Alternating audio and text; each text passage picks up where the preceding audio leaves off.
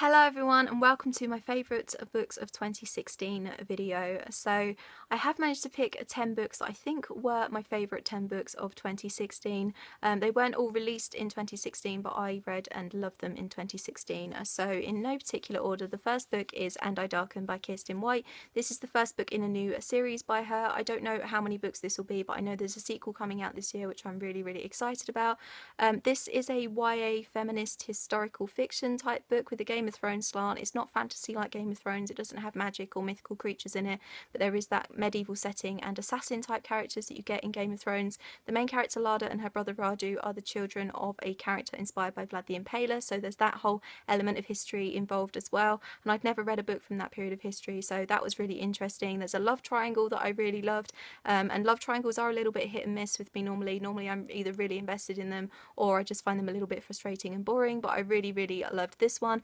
Really love Lada as a heroine as well, so I'm really excited to see where the next books in this series take her. Another book that I really loved in 2016 is A Monster Calls by Patrick Ness, and this was a total emotional heartbreak of a book. The film is out now as well, which I am going to see very soon, so I'm hoping that does it justice. This is about a little boy whose mum has a terminal illness, and then the yew tree that he can see from his bedroom window starts turning into a monster at night and telling him stories of the people that used to live in the area that he lives in, and both of the strands come together at the end in a total emotional climax, and it was just gorgeous. I really loved it. This edition has some lovely illustrations in it as well. If you've seen the film, let me know if it does this book any justice, because I'm really hoping that it does, and I really want to reread it at some point. Another book that I loved in 2016 is The Princess Saves Herself in This One by Amanda Lovelace. This is a poetry book, and it did actually win the poetry category of the 2016 Goodreads Awards, which I was really happy about. I know when I was reading this book I did post a few of the poems on my Instagram because I love them so much and I wanted to share them with you guys. They're all about kind of self-love and self-worth and moving on with your life even when really bad stuff happens. So if you are struggling with that kind of thing, I really recommend that you pick this book up. This is actually the self-published edition, and there is going to be a published edition earlier on this year with a few extra poems in it, I think, so I'm hoping that I will be able to pick up a copy of that at some point. Another book that I really loved in 2016 is Carry On by Rainbow Rowell, and I'd had this book for quite a long time before I read it, and I was really happy that I did. This is supposedly the fan fiction that Kath is writing in Fangirl, which is another really popular Rainbow Rowell book that I have read, but I definitely preferred this one, and I loved it pretty much for the Harry Potter parallels. If you are a Harry Potter fan, you will definitely see the parallels in this book. Simon and Baz's relationship is based on the relationship between Harry and Draco and the whole fan fiction take on that relationship, and there is also a character called Penelope who is very like Hermione in this book as well. But apart from that, I really appreciated it for the humour. It was really funny, as Rainbow Rowell so often is, so yeah, it was a really fun read, and I really hope that I can reread it soon.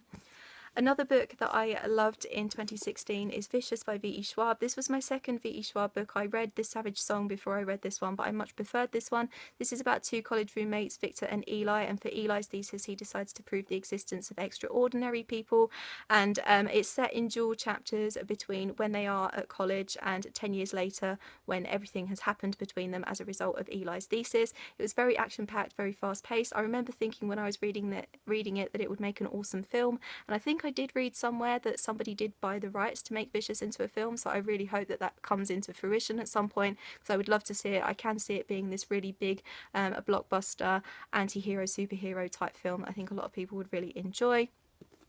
Another book that I loved in 2016 was Ready Player One by Ernest Cline. This is set in 2044 where life is totally different, but it does still have a lot of references to 1980s films, TV, games, pop culture, and I really appreciated it for that because I do love my 80s high school films, and there are some awesome characters in this as well. I know everyone recommends this book. I was recommended it loads of times before I read it, so yeah, if it sounds like your sort of thing, definitely pick it up.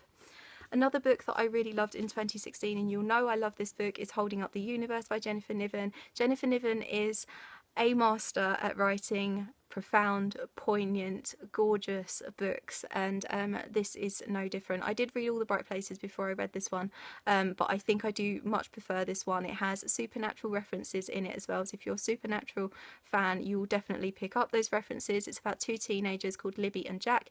Libby used to be America's fattest teen, and she's lost a lot of weight, and she's going back to high school and reinstating herself in society. And Jack has a condition called prosopagnosia, which makes it very difficult for him to recognise faces, even those of his loved ones and people he sees all the time. And then he meets Lily, and their worlds unite, and it is just beautiful. So if it sounds like your sort of thing, definitely pick it up. I cannot recommend it enough. Another book that I just had to put in this video is A Court of Mist and Fury by Sarah J Maas. This is a sequel to A Court of Thorns and Roses, which I read in 2015. A Court of Thorns and Roses is a retelling of Beauty and the Beast with fae elements, and this is the sequel to it. And I think I just put this video in this book in this video for Rhysand, who is the main male lead in this book, because he is one of my favourite bookish boyfriends. I absolutely love him, and he's just gorgeous in this book. So for Rhysand alone, this book is in this video. But also Sarah J Maas is an amazing writer, of course she is. I love all of her books, so that's why it's in here as well.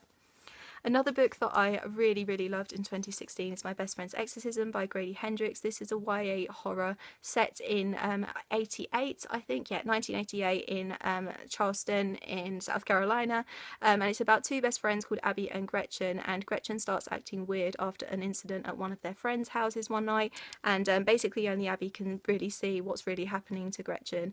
So it is spooky. Obviously there's an exorcism involved, but it's more about kind of female friendship and how the power of that can overcome anything. And I love books that celebrate female friendship, and this one certainly does that. I also love the way it's set out like a high school yearbook as well, so it's got like messages of from classmates and things like that in the front and the back, and it's got kind of let me show you, like little photos and things. It's set out like a yearbook, so it's really cleverly done as well, but really enjoyed this one.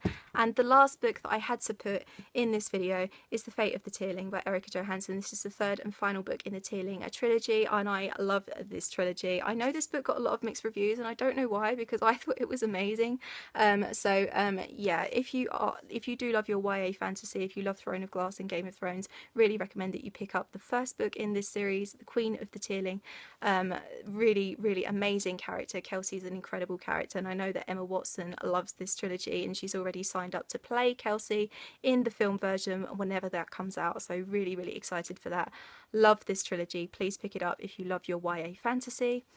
And that is it for my favourite books of 2016. What were some of your favourite reads of the year? Please let me know. I would love to know. I will leave all of my social media in the description down below. I hope you're having an awesome day, and I'll see you very soon for another video. Bye bye.